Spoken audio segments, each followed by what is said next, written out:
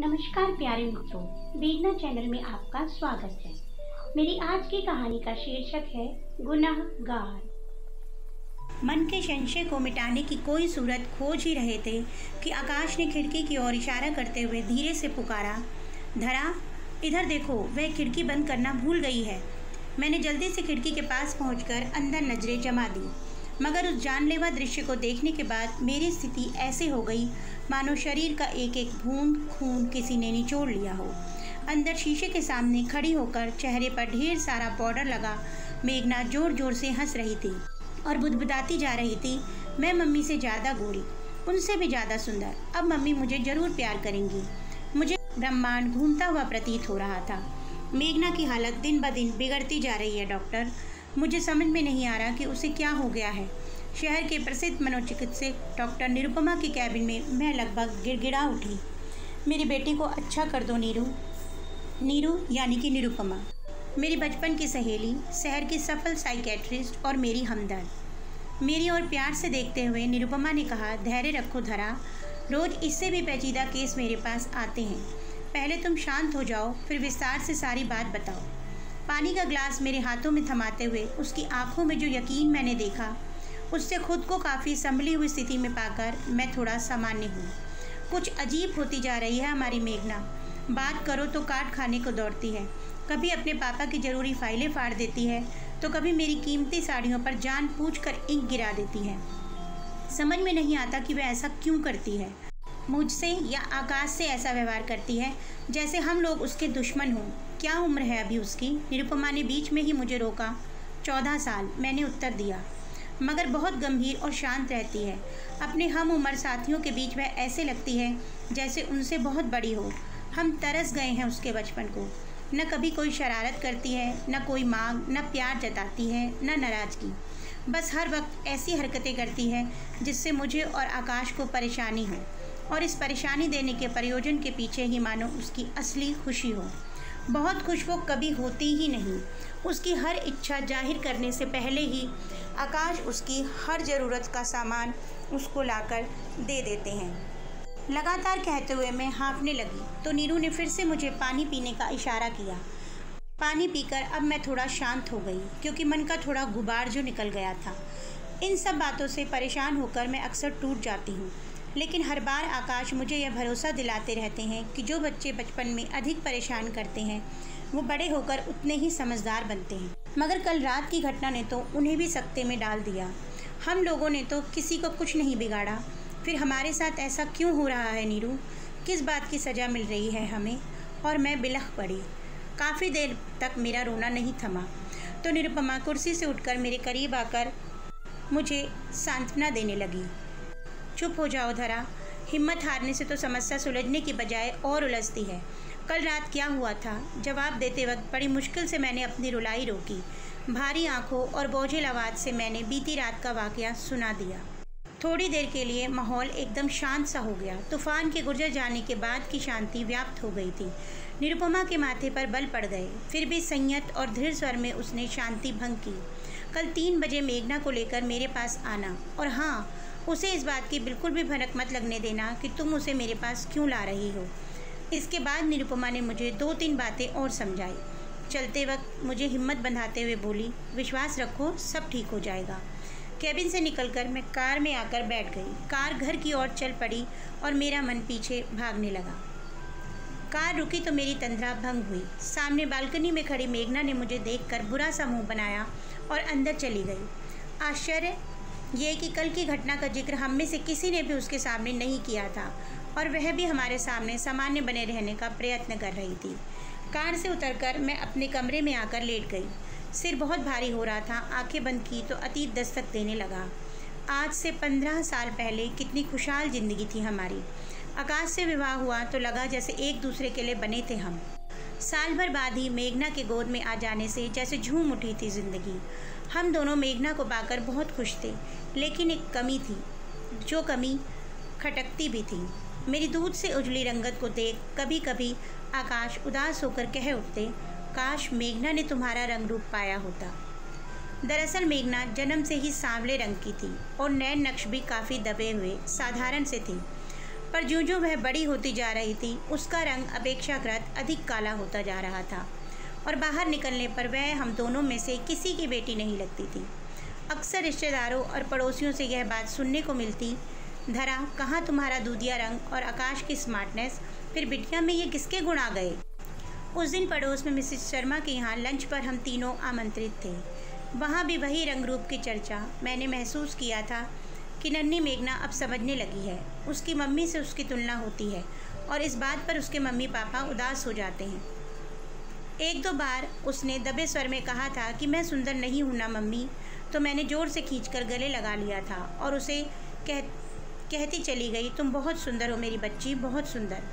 और बस उस दिन से मैं दिन रात घुलने लगी थी। मेरी बेटी उम्र भर इस दंश को झेलते हुए कैसे जी पाएगी।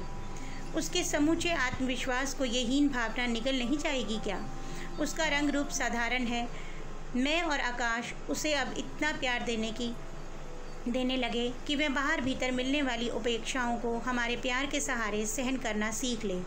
परंतु धीरे धीरे इसका उल्टा होने लगा। बाहर वह सामान्य रहती थी और घर में एकदम विद्रोह पर उतर आती थी। कारण मेरी समझ से बाहर था। अरे धरा, अंधेरे में क्यों लेटी हो? आकाश ऑफिस से आ चुके थे। क्या कहा निरुपमा ने? आकाश ने तुरंत पूछा। कल मेघना के साथ मुझे बुलाया है। संक्षिप्त उत्तर देकर मैंने आंखें पुनः बंद कर ली। मेरे माथे पर स्नेह से हाथ रखते हुए आकाश बोल पड़े, धरा, हमने किसी का कभी बुरा नहीं चाहा, इसीलिए हमारे साथ भी बुरा नहीं हो सकता। मुझे ईश्वर पर पूरा भरोसा है। विश्वास रखो, हमारी मेघना जल्दी अच्छी हो जाएगी।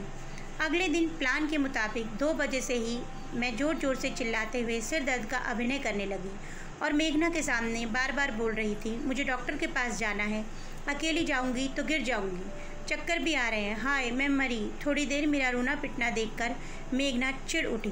पैर पटकते हुए मुझसे कहने लगी, चलो मैं चलती हूँ।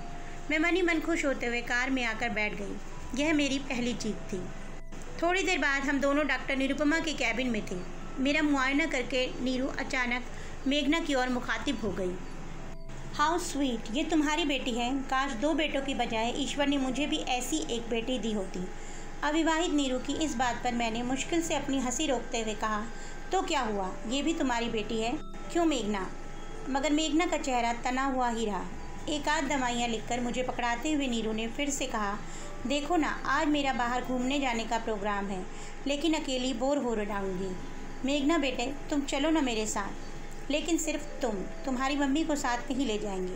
मुझे बड़ों से ज़्यादा बच्चों का साथ फ्रेश कर देता है। ऐसा करते हैं, मैं फटाफट तैयार होकर आती हूँ। कहती हुई निरुपमा उठकर खड़ी हो गई और मुझसे बोली, मैंने जो दवाई दी हैं उसे खाकर तुम घर जाकर आराम करो। मैं 1-2 घंटे बाद मेघना को खुद घर छोड़ जाऊँगी।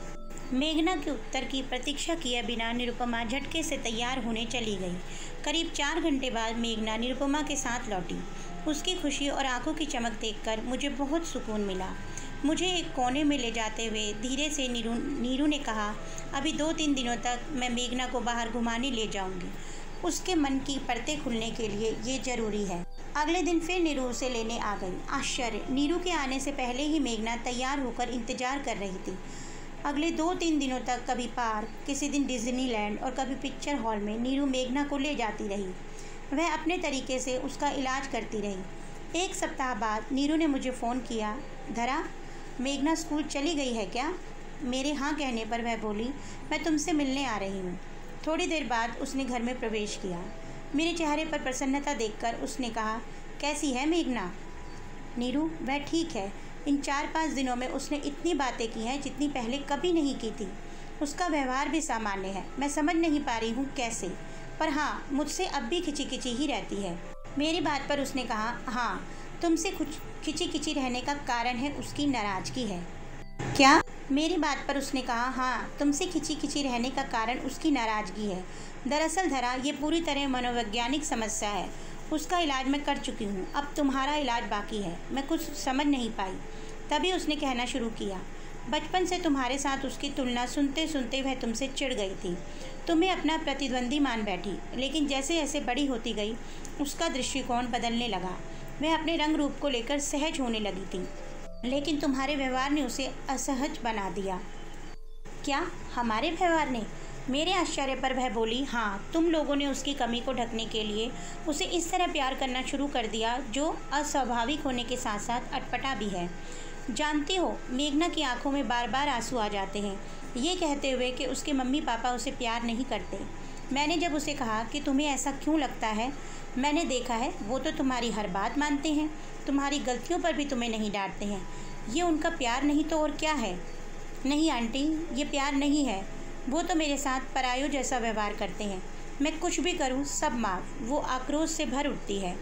मैं पापा की ज़रूरी फाइलें बर्बाद कर देती हूँ, मम्मी की कीमती चीज़ें नष्ट कर देती हूँ।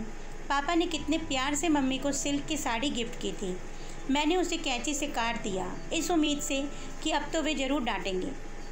लेकिन नहीं, पापा ने कहा कोई बात नहीं, दूसरी ला देंगे। और आप ही बताइए आंटी, क्या मम्मी पापा ऐसे करते हैं? आशीष व अर्पिता जरा सी गलती करते हैं तो आंटी उन्हें थप्पड़ लगा देती है, फिर थोड़ी देर में गले लगाकर प्यार भी करने लगती है। मुझे ये सब बहुत अच्छा लगता है। मुझे थप्पड़ मारना तो दूर, कभी ज़ोर से भी कुछ नहीं कहती है मम्मी। क्या हुआ जो मैं सुंदर नहीं हूँ? क्या ये ज़रूरी है कि दुनिया में सब सुंदर ही हों? मम्मी तो मुझ पर ऐसे दया दिखाती है जैसे मुझे कोई भयानक बीमारी हो। इन सब से मैं तंग आ गई हूँ आंटी। मैं मम्मी का प्यार चाहती हूँ, बस और कुछ नहीं। बस करो नीरू, मैं समझ गई हूँ। मेरी बेटी को मानसिक यातना बाहर वालों से नहीं मिली है, बल्कि घर में ही। हाँ धरा, ये सच है। बच्चों को बाहर वालों से उतनी समस्या नहीं होती जितना कि वह अपने माता पिता के व्यवहार से आहत होते हैं। उसे हीन भावना से उबारने के लिए तुमने जो रास्ता चुना, उसने उसे और भी गहरे कुएं में धकेल दिया। सच पूछो तो वह अब बहुत मजबूत लड़की है। अपने रंग रूप को लेकर वह उतनी दुखी नहीं है जितनी तुम हो। उसके असामान्य व्यवहार की वजह तुम दोनों हो। अपनी बेटी से पराये जैसा व्यवहार करके तुम लोग उसके गुनहगार बन गए हो। अब हो सके तो उसे दुनिया की नहीं बल्कि उसकी नज़रों से देखो और उसे प्यार करो, सिर्फ प्यार। उसे सहानुभूति की नहीं, अपनेपन और प्यार की ज़रूरत है। धरा, जानती हो उसने मुझसे क्या कहा? उसने मुझसे कहा कि आपने इतने दिनों से मुझे प्यार किया, मुझे सिखाया, मुझे डांटा भी, मुझे समझाया भी, मम्मी की तरह मेरी झूठी तारीफ़ें नहीं की। तभी उस दिन आईने के सामने बुदबुदाती हुई मेघना कह रही थी कि अब मम्मी मुझे ज़रूर प्यार करेंगी। सारे अंधेरे छट चुके थे। मैंने दृढ़ स्वर में कहा, नीरू, तुमने मेरी बेटी मुझे लौटा दी। अब मैं उसे किसी कीमत पर खोने नहीं दूंगी। मैं अब समझ गई हूँ।